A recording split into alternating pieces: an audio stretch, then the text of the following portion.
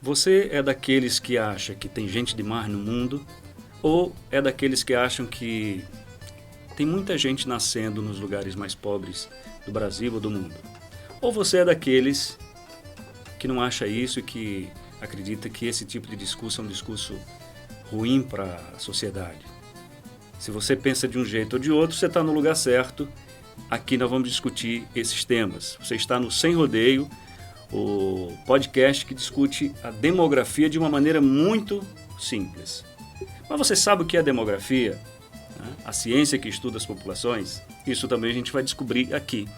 E para conversar com a gente, explicar tudo o que a gente sabe e não sabe, nós vamos ouvir, conversar, dialogar com o professor Ricardo Ojima, que é professor do programa de pós-graduação em demografia, professor também do Departamento de Ciências Atuariais, Demografia e Ciências Atuariais, e não por acaso meu orientador no doutorado. Eu sou Paiva Rebouças, jornalista, estudante de doutorado em demografia, e como eu disse, esse é o Sem Rodeios. Ricardo, a primeira questão é: o que é demografia? Então, seja bem-vindo a esse projeto que começa agora. Muito obrigado, Paiva. Olá, todo mundo. Esse é um projeto que a gente justamente tem como objetivo deixar mais claro e levar para mais longe o que é e para que serve a demografia. É difícil explicar exatamente o que é enquanto campo científico, essa coisa mais técnica. O que importa para a demografia, para a gente entender como ela se insere no dia a dia, é que a gente estuda aqui a relação entre os componentes do crescimento populacional e as suas dinâmicas internas. Ou seja, o que faz uma população mudar de tamanho, mudar de característica e como isso tudo impacta na sociedade. Então, em linhas gerais, demografia seria o campo de estudos que analisa esses componentes. O que mais impacta na mudança do tamanho da população? Nascimentos, as mortes e as migrações. Só que no meio disso tudo tem um monte de coisa. E é um pouco desse monte de coisa que a gente vai comentar aqui nesse podcast. A ideia é explorar o tanto de demografia que tem e um tanto de coisa que a gente vê no dia a dia. Muito bem. Antes da gente chegar nesses pormenores, eu queria entender mais ou menos como é que você chegou na demografia. Você é graduado em demografia? Como é que funciona isso? Isso. A demografia não tem uma área de formação, curso de graduação para isso. A gente se forma em qualquer outra coisa, e qualquer outra coisa mesmo, desde ciências sociais, como é o meu caso, sou cientista social, mas a gente tem jornalistas, médicos, geógrafos, gente de todas as áreas de formação que se formam no nível de graduação e depois vem para pós-graduação na área de demografia. Então, a demografia é uma área muito interdisciplinar, ela precisa de uma formação interdisciplinar justamente porque ela está querendo analisar esses pormenores, esses detalhes, essas questões que estão no meio da natalidade, da mortalidade, da migração. Mas aí, quando você terminou a faculdade de Ciências Sociais, você disse assim: vou fazer demografia. Como é que aconteceu isso na sua vida? Conte aí. Mais ou menos, não foi bem assim, o caminho foi contrário. Na verdade, antes de fazer Ciências Sociais, eu fui fazer estatística. Fui fazer estatística pensando que eu ia trabalhar muito com os números, eu queria trabalhar com os números para as questões, analisar esses números para fazer sentido para a sociedade. Só que no curso de estatística não era bem esse o foco, né? Era uma coisa mais na matemática mesmo. E aí eu vi que tinha um caminho, um meio do caminho.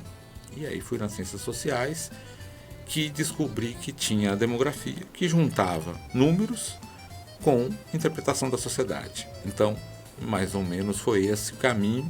Fui descobrindo ao longo do tempo, dentro da universidade. Então, assim, a universidade é um ambiente muito rico, né? Porque tem gente de todas as áreas, vários cursos, e a gente começa a conhecer o que mais ela tem para oferecer. E foi aí que eu cheguei na demografia. Você conheceu a demografia ainda no mestrado ou já no doutorado? A demografia eu tive com o primeiro contato na graduação, né? Fui fazer uma disciplina com uma professora que era da demografia, dava aula no curso de sociologia e achei interessante.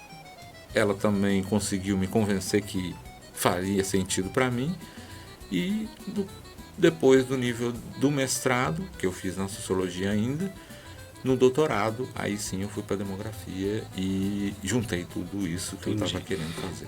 Casou alguma coisa do seu mestrado com o que você foi fazer no doutorado, não? Não muito mais foi na direção da temática, né? O meu mestrado eu analisei questões sobre meio ambiente, política de recursos hídricos, uma questão mais política mesmo, e menos demográfica, né? E aí só no doutorado efetivamente que aí as disciplinas da demografia é que me fizeram efetivamente ver o que eu podia aplicar de demografia nos meus interesses. Pois é, pelo seu sotaque dá para ver que você não é aqui do Rio Grande do Norte, você não é de Natal. Não sou, estou aqui já há 14 anos, meus filhos todos nascidos aqui. Ah, seus filhos são potiguares. São potiguares, portanto já de coração aqui, né? Sou de São Paulo, passei a minha infância toda lá, eu fiz a minha graduação, meu mestrado, doutorado, passei quase o mesmo tempo lá fazendo minha pós-graduação do que hoje estou aqui. Mas em breve estarei mais tempo aqui do que em qualquer outro lugar do mundo. Com certeza me sinto parte do Rio Grande do Norte e de toda essa dinâmica aqui da própria universidade, né? E aí a demografia entrou tanto no seu sangue que você decidiu se casar com uma demógrafa. A gente não escolhe tão bem assim, né? Mas de verdade, a gente, além de ter uma vida comum fora da universidade, também temos uma vida comum dentro da universidade, dividimos sala, dividimos reuniões, alguns projetos e pesquisas, compartilhamos, que é uma coisa que, no meu ponto de vista, acho positivo, né? Porque a gente entende muito bem um ou outro em termos de preocupações, aspirações de carreira, então a gente tem uma facilidade nessa direção e óbvio que o trabalho fica agradável e embora a gente leve o trabalho para casa para sempre, né? Professor, né? Não tem o que fazer. O professor Ricardo Ojima é casado com a professora Luana Mirra, que é atuária e demógrafa. Os dois são aqui do programa de pós-graduação em demografia. Mas quem chegou primeiro? A professora Luana estava aqui já há uns 2 anos antes de mim. Já era professora do curso de graduação em Ciências Atuariais e posteriormente no curso de pós-graduação em demografia, que foi criado um pouquinho depois do curso de Ciências Atuariais. Na época ainda o curso de graduação e o curso de pós-graduação eram lotados no departamento de estatística e só em 2014, 13 para 14, a gente cria o departamento e sai do departamento de estatística para o departamento de demografia e ciências atuariais. Então, na graduação, nosso grupo cuida, né, dá mais atenção ao curso de graduação em ciências atuariais e na pós-graduação na demografia. São muito próximos, áreas muito próximas, por conta da importância que a dinâmica populacional tem no curso de ciências atuariais. Excelente. Eu fiz esse percurso para, lógico, para contar um pouco da tua história, mas também para que as pessoas que estão nos assistindo entendam como é o percurso de se chegar, né, à demografia, também para entender que a demografia não é só chegar a estudar, que tem campo também, tem possibilidades. Mas é o seguinte, quando eu comecei esse bate-papo, eu provoquei o pessoal que está assistindo, porque a gente escuta muito, né, os estereótipos são enormes em relação à população. A gente fica falando de população como se todo mundo fosse expert em sociedade. Então tem o sujeito que, de fato, acha que tem gente demais no mundo. Não tem gente demais no mundo? 8 bilhões de habitantes? Na verdade, essa ideia de superpopulação começa há muitos séculos atrás, né? Vem do Malthus a ideia de que a gente tem uma taxa de crescimento da população que é maior do que a taxa de crescimento da produção de alimentos. Então, essa ideia é muito sedutora, é muito simples, né? Porque se você analisar na microescala, parece ser verdadeira. Mas veja, o Malthus, quando escreve isso há 200 e poucos anos atrás, fez uma projeção de um futuro apocalíptico que ainda não aconteceu e muito provavelmente não vai acontecer. O fato é que a produção de alimentos expandiu exponencialmente e a população, que em algum momento cresceu muito rápido, hoje está em ritmo de estabilização no mundo e, eventualmente, até o final do século, as projeções apontam que ela vai decrescer. Então, existem vários estudos já anteriores de demografia que já anteviam isso. E é interessante perceber que hoje boa parte da sociedade já percebe que essa mudança está acontecendo. Mas a gente já sabia disso, que isso ia acontecer por conta dos estudos que vários demógrafos já faziam muitos anos atrás. Então, quando se fala no processo de envelhecimento da população, em grande medida tem relação com essa diminuição do ímpeto do ritmo de crescimento da população. Hoje, a população no Brasil, se a gente chegar aqui para o Brasil, já está crescendo muito mais lentamente. E ainda pensando em termos de quantidade, mas não interessa, né? O ritmo de crescimento está diminuindo, mas tem gente pra caramba, então vai ser bom se a gente diminuir a quantidade de pessoas. Mas veja, se a população do mundo inteiro vivesse numa densidade igual à densidade do município de São Paulo, por exemplo, todo mundo cabia no estado do Pará. O mundo inteiro, a população do mundo inteiro. Se você juntar todas as cabeças humanas do mundo, botar uma do lado da outra colada assim com o super bonde, elas cabem no estado do Pará? Menos que isso, não precisa nem estar tão coladinho assim não. Se tivessem morando no mesmo padrão que as pessoas moram em São Paulo, ou seja, muito prédio, ainda assim tem espaço entre uma coisa e outra lá. Se todo mundo morasse numa cidade como São Paulo, essa cidade de São Paulo poderia ser do tamanho do Pará, caberia o mundo inteiro de gente lá. E sobraria o terreno. Todo o resto. É a mesma coisa quando você vai para essas grandes fazendas, né, esses grandes latifúndios lá no centro-oeste, Pantanal por ali, 7, 12, 11 mil hectares sem ninguém. Né? Então assim, tem espaço sobrando para todo mundo. Mas existe essa discussão. Em algum momento, há 2 séculos atrás, quando Malthus começou a discutir isso, fazia sentido essa preocupação em relação, sobretudo, à pobreza, não é, que sempre existiu, o discurso de Malthus, esse economista inglês, foi sempre numa perspectiva de elite, ou seja, ele estava numa posição em que, óbvio, os dele estavam muito bem e as pessoas, seus servos, não estavam bem, e ele achava que os servos quem prejudicava o mundo. Como é que era isso? É um discurso muito elitista, né, de quem está numa posição confortável, né? O que ele via? Ele via, na verdade, um ritmo de crescimento da população na Inglaterra muito por conta das pessoas que saíam das áreas rurais e estavam morando na região urbana, né, na Revolução Industrial. Portanto, não era um ritmo de crescimento da população pelo número de pessoas que nasciam, porque naquela época nascia muita gente, mas também morria muita gente. Estava começando o processo de transição demográfica, ou seja, a taxa de mortalidade estava começando a diminuir. Então não era o crescimento vegetativo ainda que era o principal responsável pelo crescimento ali na Inglaterra. Tinha muito mais a ver com a migração das áreas rurais para as áreas urbanas, que naturalmente esse primeiro movimento de pessoas que estão chegando na cidade não se inserem na sociedade aonde estão chegando de imediato. E, obviamente, como a gente sabe, o sistema não precisa de tanta gente quanto chegam. Necessariamente no Brasil isso também aconteceu. Nos anos 50, 60, até 70, o fluxo de pessoas que saíam das áreas rurais para as áreas urbanas era o principal componente do crescimento das cidades. E essas pessoas ficavam à margem da sociedade muita pobreza e muita periferização das cidades, né? Aquelas favelas grandes nas áreas mais distantes dos centros se formaram nesse contexto de uma grande quantidade de pessoas que não conseguiam arrumar emprego no primeiro movimento migratório e que, portanto, pareciam ser a causa dos problemas.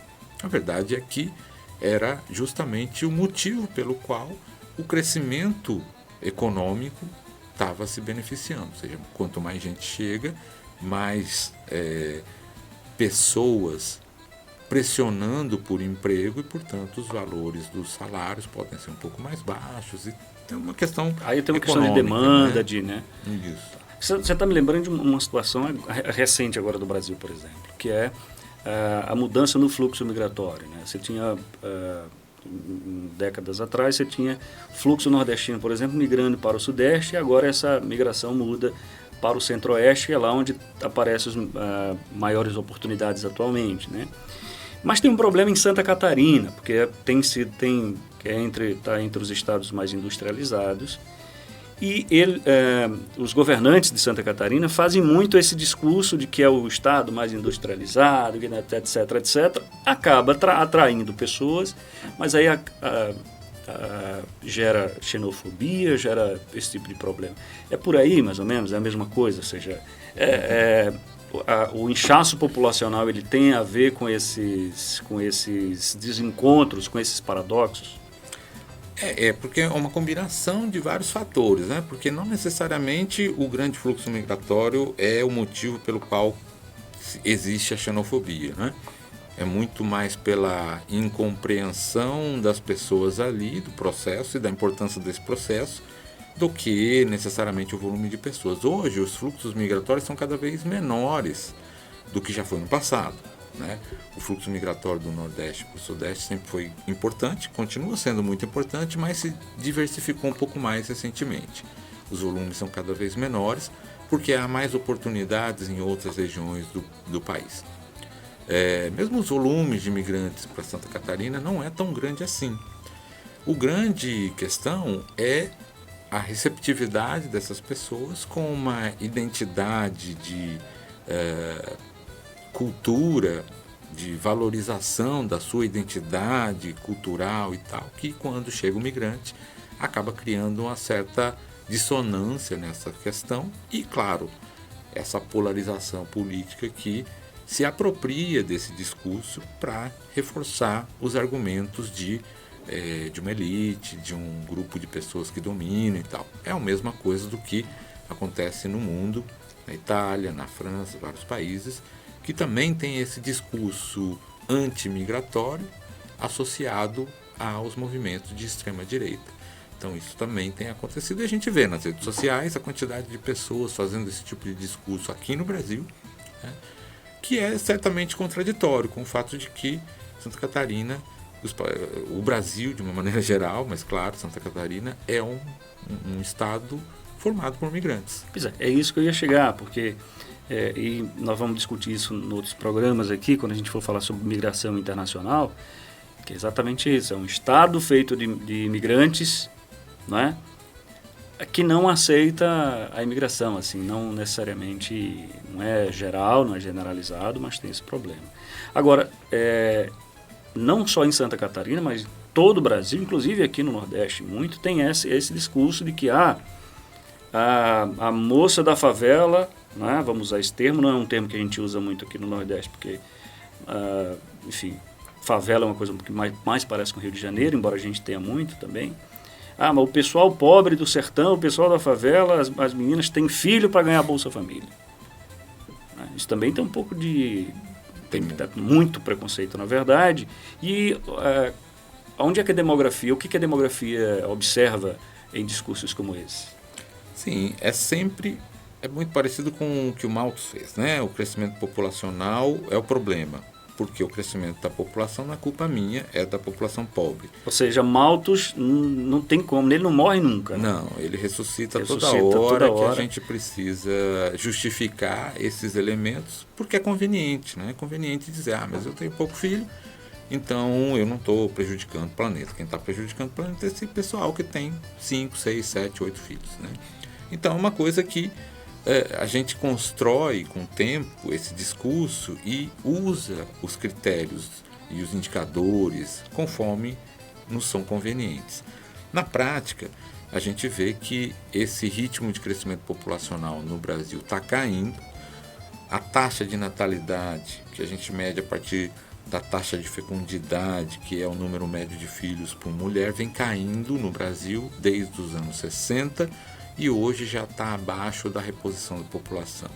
Se a gente sabe que a maior parte da população brasileira não é rica, a maior parte da população é justamente essa que a gente atribui a responsabilidade do crescimento populacional, mais pobre, e a taxa de reposição já está atingida, ou seja, a gente está com um nível de crescimento do número médio de filhos que é insuficiente para repor a população na próxima geração. Da onde vem, né, esse discurso da quantidade de pessoas e crescendo, gente pobre tendo muito filho? Não é verdade, né? O nível caiu na média do Brasil porque todo mundo está tendo muito pouco filho, do mais pobre ao mais rico. Claro, existem diferenças, mas ao longo desses últimos 30, 40 anos no Brasil, a diferença do número médio de filhos por mulher da população mais rica daquela população mais pobre é cada vez menor. Mas tem uma coisa, né, que é importante você explicar também, que mesmo tendo um menor número de filhos ao longo das décadas, mas a população continua crescendo. Por quê? A população continua crescendo porque existe uma inércia do movimento populacional, do crescimento da população, ou seja, a quantidade de pessoas que morrem ainda é menor do que a quantidade de pessoas que nascem. Então a gente tem um movimento que, na média, a quantidade de pessoas que cada mulher, a quantidade de filhos que cada mulher tem vai caindo, mas ainda tem muitas mulheres com um número pequeno de filhos tendo filhos. Então você vai ter uma próxima geração que ainda cresce em algum ritmo. Tem a migração também, que contribui um pouquinho, embora a gente não receba grandes fluxos migratórios de fora do país. Mas, principalmente, a gente pensar que as coisas em demografia mudam de uma maneira um pouco lenta, porque ela tem essa inércia. As coisas não mudam radicalmente de uma hora para outra, à exceção da migração, que sim, muda radicalmente de uma hora para outra, dependendo das condições socioeconômicas, uma indústria que se insere, ou o que seja. Você falou dois termos importantes que eu queria que você explicasse.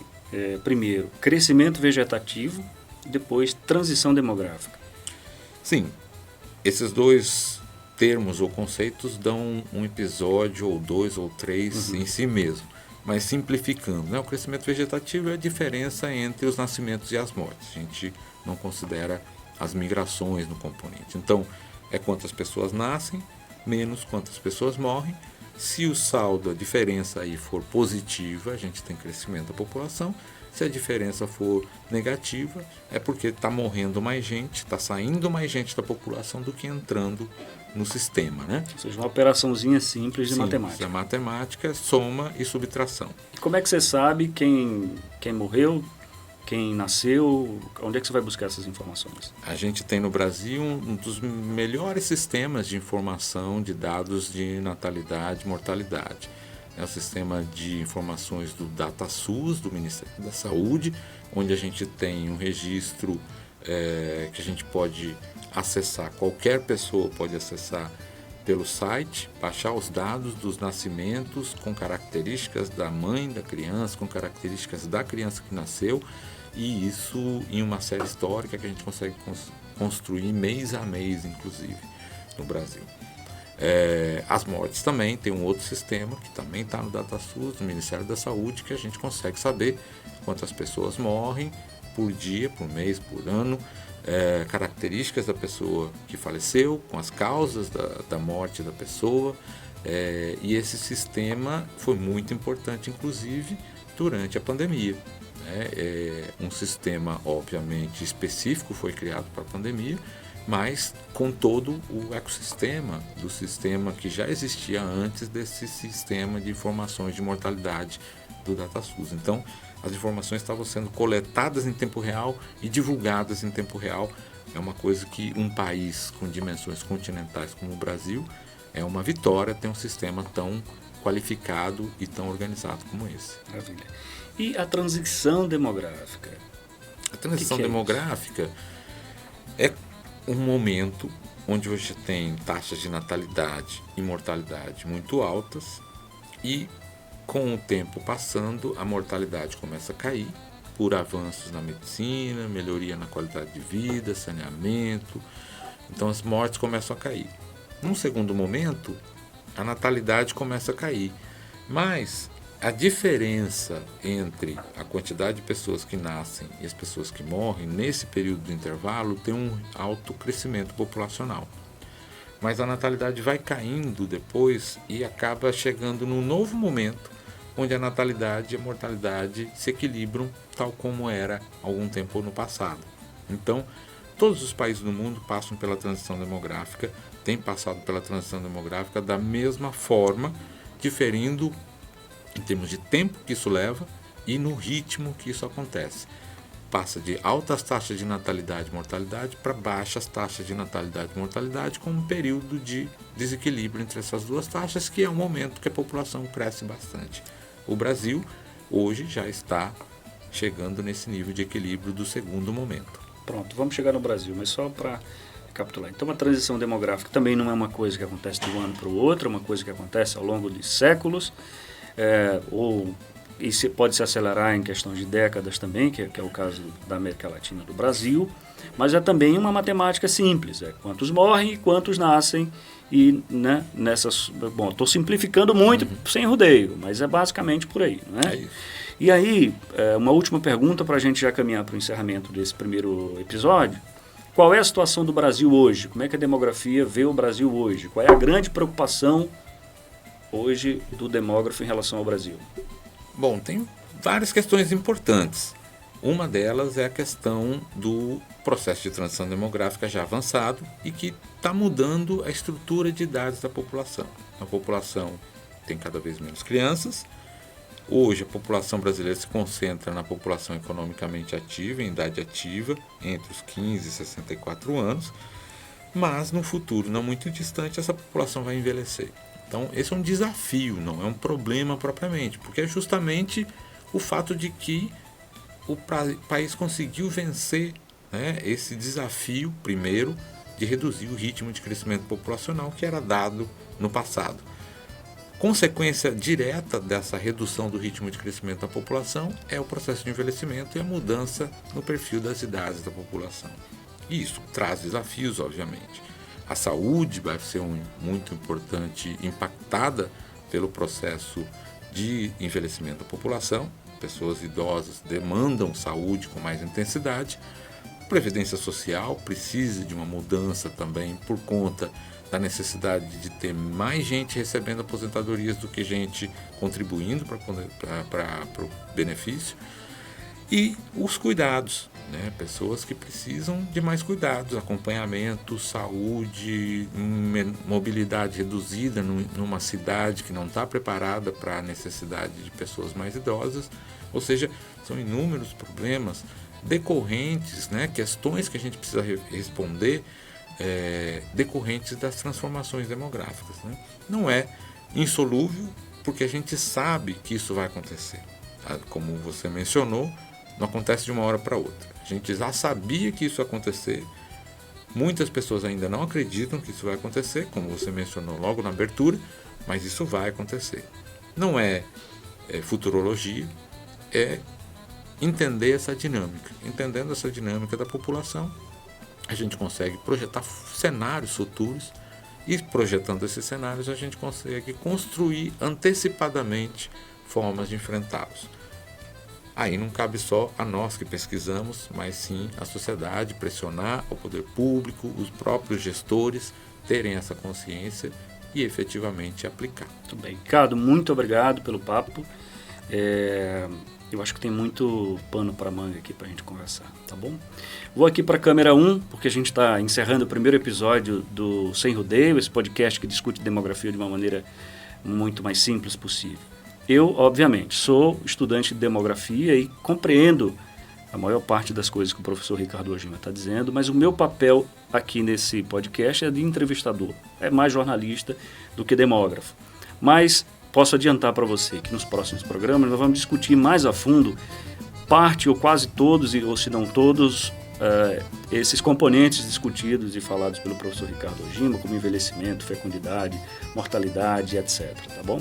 Então, continue com a gente se você se interessa pela demografia, porque o nosso interesse no Sem Rodeio é que você, demógrafo, faça de novo, né, uma revisão do que a gente estuda na demografia, e você que não conhece a demografia, se encante, se interesse e venha fazer ciência com a gente aqui também. Muito obrigado a você. Sem Rodeio volta no próximo episódio.